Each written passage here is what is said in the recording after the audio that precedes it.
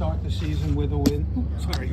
Oh yeah, It's the absolutely. Italian in me. Absolutely, 100%. I mean, anytime you win something in the Cup Series, it's a big deal. So, going out there and doing that. Last year we went there, new car, had no idea what we were doing. We ran terrible, and just, it just makes me feel like our season of experience and all the things we learned, and all the heartbreaks along the way that we came back or tried to come back from. To go work this hard in the off season and come out and do that, fastest car off the trailer, win the race. I mean, I'm just really proud of that, and it's a huge deal for us. And now you start from zero.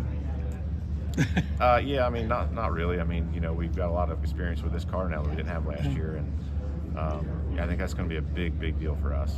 With the short practices, and you're kind of locked into what you show up with last year. There were so many weekends where we're like, if we just had an hour to change some stuff, we could be a lot better. And it was tough struggling through some of those races, knowing that we didn't have what we needed. But it's going to be a whole different deal this year. Do you feel like it'll be any more aggressive this year because people know the cars a lot better? Chase Elliott was saying he felt like maybe that was a little bit at the Clash, that last year nobody knew what to expect, and now there's been a year of competition. Where do you kind of... I mean, I don't know on the aggression side. I mean, I think if you look at certain races, like the duels tomorrow night, have potential to be more aggressive just because there's more guys trying to race in than normal. And if these cars, if everybody's cars are closer on speed this year and the pack stays bigger, then there's going to be more chance of crashes and, aggression or looking like aggression. Right. If the pack's smaller, everyone's aggressive, but you can't get close. The energy in the pack just kind of dictates that. So that's going to be a big thing tomorrow night to see how it plays out. If the pack stays tight, large, grouped together, then it's going to look more aggressive because you can make those moves. You can get to each other's bumpers and push and things like that. It just totally depends on the racetracks. But I don't know that everyone says like, oh, I know the car now, I'm going to be more aggressive. I don't think that's a thing. There's a probably more comfort level now with guys behind the wheel. And that, I think, just leads to guys just getting more out of the car, not so much being more aggressive, in my opinion. And the other thing I wanted to ask you, how cool is it to have like a Travis Pastrana or an IndyCar guy trying to make the race? It kind of reminds me of years and years ago where there was more of that, but is that kind of a neat thing and says a lot about the Daytona 500? Yeah, 100%. I mean, it's great to have him here. I mean, he's so popular. He's done so many different things. For him to have interest in doing what we do is really, really cool, right? So I think for all of us, it's neat to have him here, and hopefully he has a good weekend. How do you manage the numbers game here at Daytona?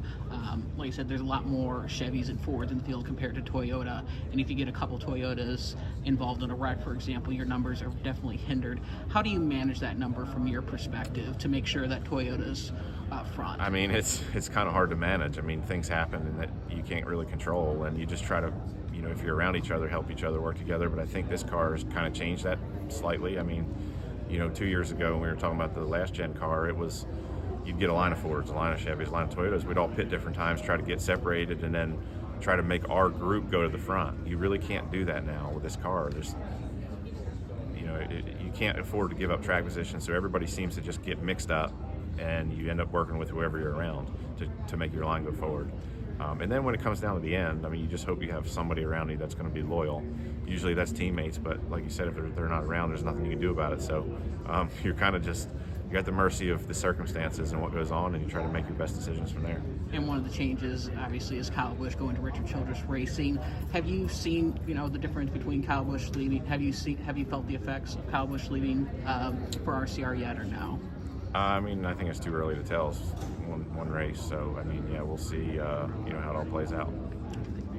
This is Harrison Burton, driver the number 21. Make sure to hit that subscribe button. Also, check out one of these two videos beside me. Visit frontstretch.com for more racing content.